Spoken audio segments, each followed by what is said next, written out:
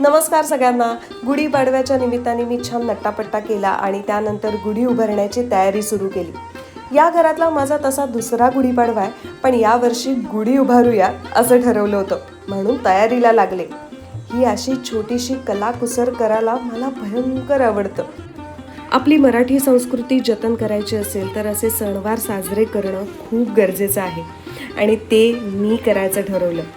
बघा किती छान कलर सजवला आहे ना मी. त्यानंतर मग साडी नेसवायला घेतली. ती साडी एवढी प्रचंड जड होती, जरा कष्ट पडत होते, पण मजाही येत होती. हळूहळू करत का होईना मी माझी फायनली गुढी छान तयार करून घेतली.